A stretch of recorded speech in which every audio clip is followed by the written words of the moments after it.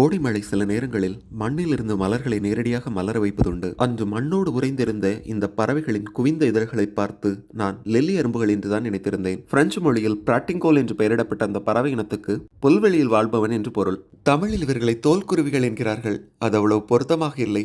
ஒருவேளை தொல்குருவி என்பது மருவி தோல்குருவியாக மாறியிருக்கலாம். இப்போது நாம் காண்பது ஓரியண்டல் பிராட்டிங்கோல். வடக்கே சீன தேசத்திலிருந்து தெற்கே ஆஸ்திரேலியா வரையிலும் கிழக்கே கொரியா வரையிலும் இந்த பறவைகள் பரவலாக காணப்படுகின்றன. பிராட்டிங்கோல் பறவைகளை இதற்கு முன்பு பெருங்கூட்டமாக சிறுதாவூர் ஏரியில் பார்த்திருக்கிறேன்.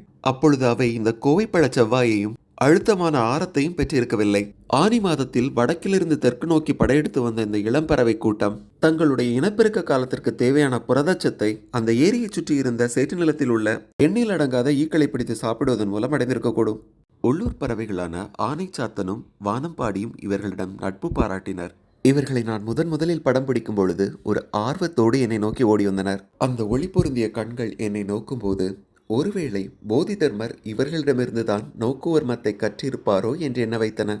2000 ஆண்டுகளுக்கு முன்பு நீதி தவறிய பாண்டியன் சபையில் கண்ணகி உடைத்த கால் சிலம்பில் இருந்த மாணிக்க கற்கள் சில சிதறி பல்லவ தேசத்தில் இருந்த நெம்மலி கடற்கரை பகுதியில் விழுந்தன.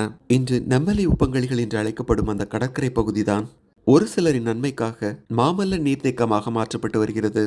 இப்போது நாம் காணும் காட்சி அந்த உப்பங்கழிகளில் ஒரு அழகான மாலை வேளை. பருவமடைந்த தோல்குருவிகள் சில அந்த மாணிக்க கற்களை எடுத்து தங்கள் அழகில் பொருத்தி கொண்டன.